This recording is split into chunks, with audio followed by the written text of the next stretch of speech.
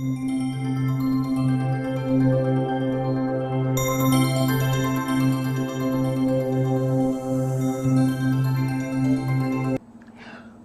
everybody, today I'm going to show you how you can make a pendant using filigree templates.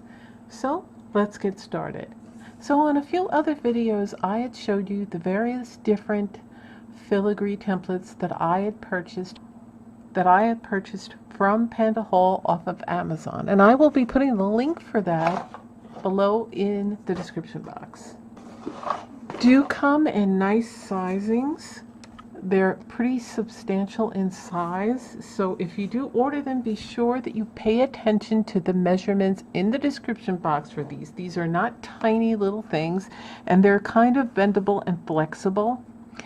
Some of them are, because you can turn them into other items. So they also have other colors. So if you didn't want just that, they have silver, copper, and gold, or the mix match. And I just got these because I like the shapes that were in there, and it's brass.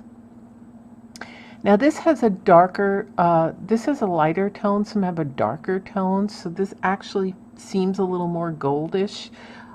So you can mix gold jump rings or gold findings to it if that is your preference. So what I did here, it's not done, I still have to finish, is I used some gold jump rings because I don't have any brass jump rings right now, only some. I used, for these two, I used gold head pins. For this one I ran out, so I had to use, I didn't have a long enough gold one. So keep in mind when you are crafting for this to make sure that you have the proper color findings for your project. Now what I did is, you can do a number of things. You can get a flatter type capuchon or acrylic bead and you want to glue it down.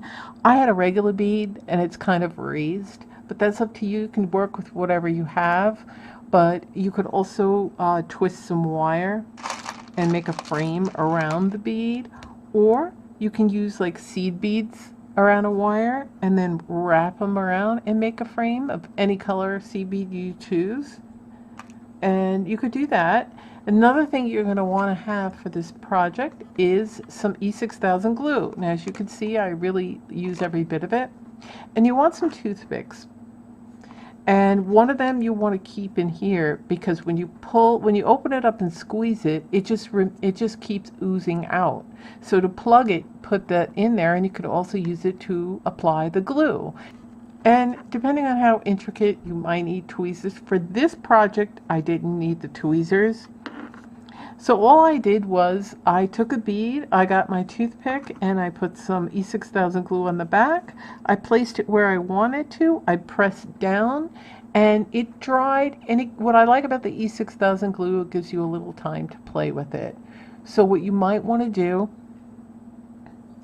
is not use a glue gun, because a glue gun will dry up, it gets all white, it turns white, it may go on clear, but it does turn white. You'll see it from the back. So if you're making them to give as gifts or to sell, it won't look professional. And glue gun glue tends to dry up, and then whatever you applied to it will fall off, and then it sets in about 20-30 minutes.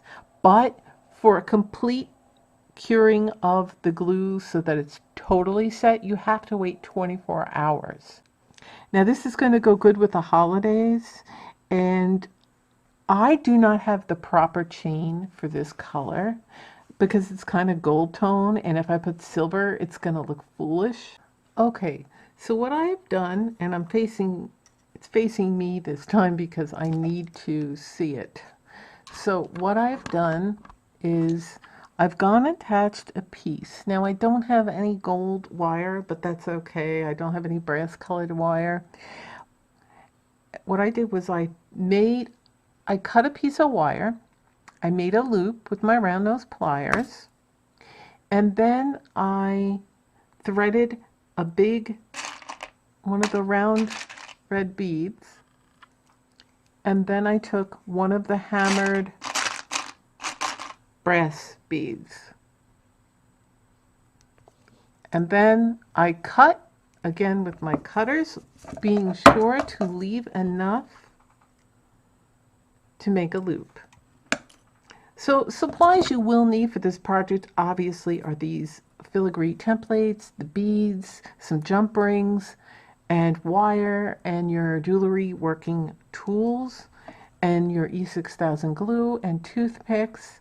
So be sure that you do that, and be sure that when you're picking out the color of your filigree templates that you've got the proper findings. I do not a mixing matching, but I'm just going with what I have for now. This is only going to be for me. I'm not selling it or making it as a gift as for now, but in the future when I do, I will be sure to match the color of the findings. All right, so now my next set that I'm going to connect, I want a different color, but first what I'm going to do is I'm going to go ahead and make my loop so that when I thread whatever beads I want, they don't go pouring right through.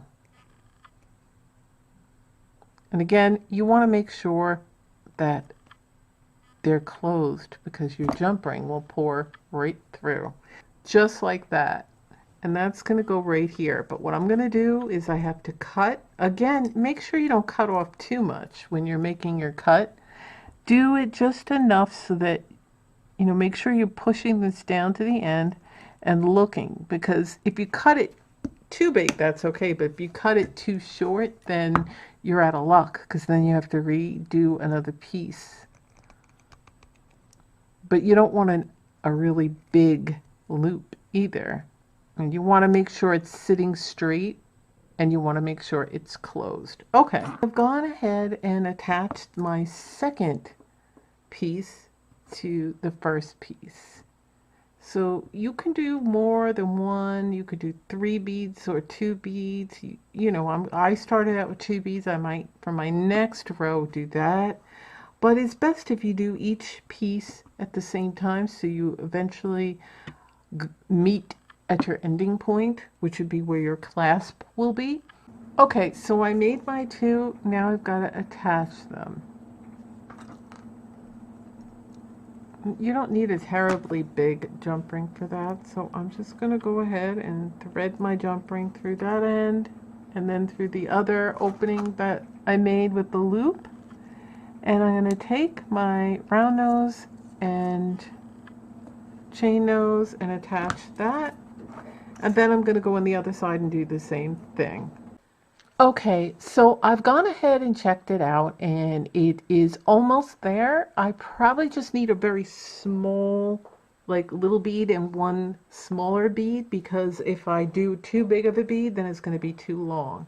Okay, I've got the clasp attached and everything. Unfortunately, like I said, I don't have a gold clasp. I thought I did, and I don't have a brass clasp, but like I said, tomorrow I will be getting all the brass fittings for that. Now I'm going to go try it on and see what it looks like, so I'll be right back. Okay, so I have it. I finished it.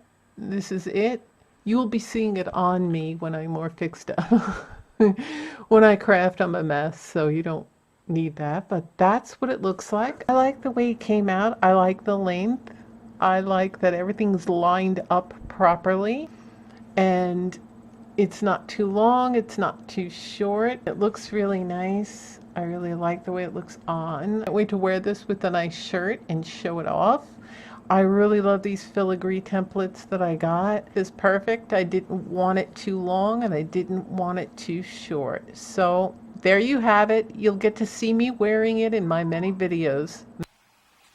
Here is the pendant I made and necklace.